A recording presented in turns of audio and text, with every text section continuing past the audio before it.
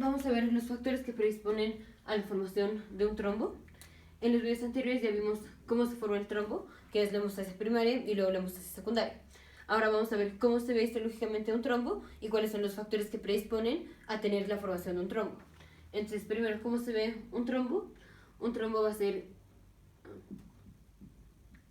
Vamos a ver las líneas de Sand. Líneas de Sand, que esto es glóbulos rojos intercalados con plaquetas y fibrina. Recordemos cuando hacemos la agregación plaquetaria, pues tenemos plaquetas y fibrina. ¿Y qué más tenemos en la sangre? Los glóbulos rojos. Entonces, ¿cómo se van a ver las líneas de Sand? Más o menos, vamos a poner en rojo los glóbulos rojos. Así. En negro vamos a poner las plaquetas y fibrina. Otra vez rojo, negro, rojo.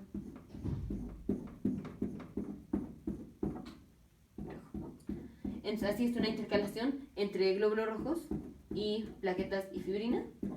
Ahora, el trombo está formado obviamente antes de que el paciente se muera, a diferencia de una trombosis post-mortem, que ya no sería una trombosis, ya sería un coágulo como tal, ya no es un trombo, y es un coágulo ya bien estable porque el paciente ya se murió. Entonces, las líneas de Sand las vamos a encontrar en un trombo, y los trombos están formados antes de que el paciente se muera. Entonces, premortem es cuando se forman los trombos, y las líneas de Sand las encontramos en el trombo, las encontramos en un trombo o en un coágulo premortem. No lo vamos a ver si el paciente ya se murió, ya no vamos a ver las líneas de Sand. Este patrón ya no lo vamos a ver si es un coágulo que se formó después de que el paciente se haya muerto. Si es un trombo que se formó premortem, entonces sí vemos las líneas de Sand. Ahora, ¿cuáles son los factores que predisponen a tener daño que termine en una trombosis? Vamos a tener principalmente tres factores, que es la triada de Bishop,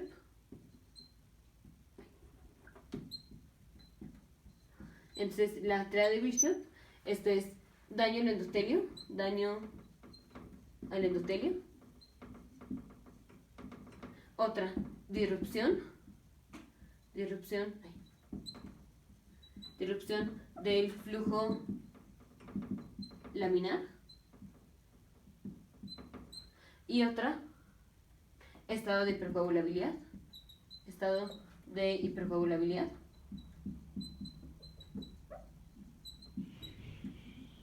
Entonces vamos a ejemplos de periodos de disrupción del flujo laminar. Entonces recordemos, si tenemos un vaso, aquí está un vaso, la sangre fluye así, de manera laminar. La sangre fluye así. Y si tenemos disrupción del flujo laminar, esto es que en lugar de que el flujo vaya así, el flujo va a ir como así. Esto es flujo turbulento. Entonces, disrupción del flujo laminar se refiere a cosas que predispongan a tener flujo turbulento. Flujo laminar es que la sangre va así, digamos como plana, así. Y turbulento es que hace así, como la sangre va dando varias vueltas. Esto es flujo turbulento. ¿Cuáles son los factores que hacen que tengamos disrupción del flujo laminar? Entonces vamos a ver ejemplos de disrupción del flujo laminar. Por ejemplo, si tenemos un aneurisma, esto promueve el flujo turbulento. Recordemos, el aneurisma es una dilatación de los vasos. Entonces, si aquí tenemos un vaso, aquí está un vaso, vamos a tener una dilatación. Entonces va a estar así y así, más o menos. Este es un aneurisma, que tenemos dilatación del vaso. Y si en un vaso normal el flujo iba así, aquí, en la parte donde viene la dilatación, pues se presta más a que el flujo haga así. En lugar de que se siga así, es más fácil que el flujo empiece a ser así. Entonces, esto predispone a un aneurisma, predispone a la disrupción del flujo laminar. Otra es que el paciente no se mueva. Inmovilización. Esto es disrupción del flujo laminar. Si el paciente no se mueve, puede tener disrupción del flujo laminar, que pertenece a la triada de Bishop. Entonces puede tener una formación de un trombo. Por eso las personas que viajan en un avión a lugares muy, muy lejanos, por ejemplo, viajar de Latinoamérica a África, en donde se tienen que echar muchísimas horas sentados en el avión, como hay varias personas que no se mueven y se quedan sentados las 12 horas o todo el tiempo 16 horas que tengan que viajar, estos pacientes tienen trombosis. ¿Por qué tienen trombosis? Porque tienen disrupción del flujo laminar, porque están inmovilizados por un montón de horas, por 16 horas, sin estarse moviendo. Por eso es muy común que los pacientes o las personas que viajan a lugares muy distantes, o sea, en avión por 16 horas o 12 horas, y no se mueven, en el momento en el que se bajan del avión, que empiezan a caminar, se les desprende el trombo. Si un trombo se formó en las venas profundas de las piernas, ese trombo se puede desprender y, como ya vimos en otros videos, termina en la arteria pulmonar.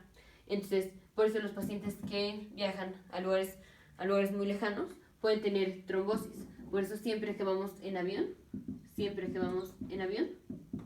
hay que mover las piernas, porque así estamos evitando uno de los factores de la triada de Virchow, que es la disrupción del flujo laminar. Otra, si el paciente tiene arritmia o un infarto del miocardio. Todo esto puede hacer disrupción del flujo laminar. Una, pues porque el paciente pues no está bombeando bien la sangre. Otra, si tenemos un infarto cardíaco, recordemos que una de las complicaciones del infarto del miocardio puede ser un aneurisma. Entonces podemos tener un aneurisma, no en un vaso, pero en la pared del ventrículo. Si tenemos un aneurisma en la pared del ventrículo, pues lo mismo. Aquí está el corazón, un aneurisma aquí en la pared del ventrículo, esto va a ver así. Y pues aquí se pueden formar trombos. Entonces, disrupción del flujo laminar, ejemplos: aneurisma, arritmia, infarto del miocardio o inmovilización. Vamos con ejemplos de daño al endotelio. Entonces, ejemplos de daño al endotelio. Esto es exposición de la colágena, exposición de la colágena. ¿Y cómo va a haber exposición de la colágena? Pues porque haya daño al endotelio. Recordemos, la colágena, aquí está la colágena, está en la membrana basal y encima tenemos el endotelio. Si dañamos el endotelio, vamos a tener exposición a la colágena. Entonces, si hay exposición a la colágena, esto va a empezar la cascada de la coagulación. Bueno, la hemostasia primaria y luego la cascada de la coagulación. ¿Cómo tenemos exposición a la colágena? Por daño al endotelio. Causas de daño al endotelio: aterosclerosis, que esto es formación de una placa de ateroma en el endotelio. Si aquí está el endotelio, aquí está el vaso, y aquí está el endotelio,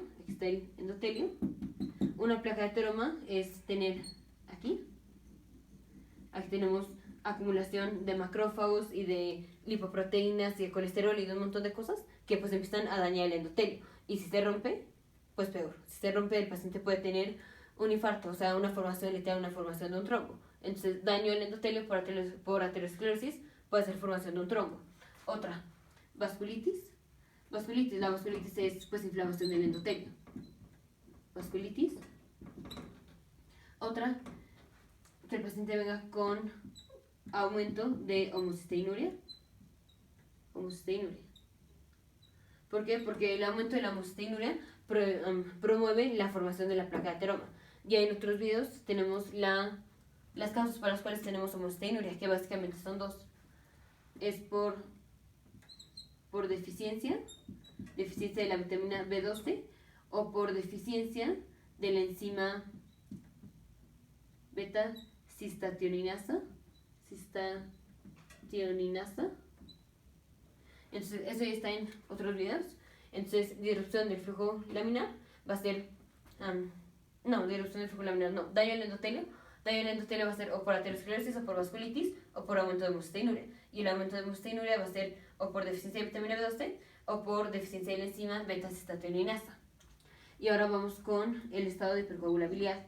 Esto va a ser deficiencia de la proteína C y de la proteína S, deficiencia de la antitrombina 3, porque la antitrombina 3 destruye los factores de la coagulación. Factor 5 Leiden, esta es una mutación en el factor 5 de la coagulación que lo que hace es que previene la destrucción del factor 5. Otra, los anticonceptivos orales combinados, porque los anticonceptivos contienen estrógenos y los estrógenos aumentan la producción de los factores de la coagulación. Entonces, al tomar un anticonceptivo que contiene estrógenos, estamos aumentando la producción de los factores de la coagulación. Otra, la protrombina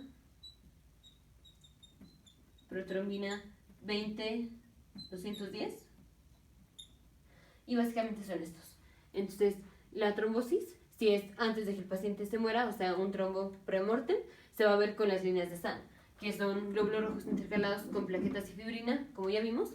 Entonces, las líneas de Sahn distinguen un trombo formado antes de que se muera el paciente a un trombo que se formó después de que se murió el paciente. Otra, la triada de Bishop es lo que predispone a tener trombosis. Ya vimos cómo se formó el trombo en los videos anteriores, cuáles son los factores que predisponen a tener la trombosis o a hacer la trombosis, la triada de Bishop, que es daño al endotelio, disrupción del flujo laminar y estado de hipercoagulabilidad. ¿Cuáles son causas de daño al endotelio? Aterosclerosis, vasculitis, aumento de homocisteinuria. ¿Cuáles son causas de homocisteinuria? Deficiencia de la vitamina B12 o deficiencia de la enzima beta-citotioninasa. ¿Cuáles son causas de disrupción del flujo laminar? Aneurisma, arritmia, infarto del miocardio o inmovilización. ¿Y cuáles son causas de estado de hipercoagulabilidad? Deficiencia de la proteína C y S, porque destruyen a los factores de la coagulación. Deficiencia de la antitrombina 3, factor 5 Leiden, anticonceptivos orales combinados y protrombina 20-210. Nos vemos en el siguiente video.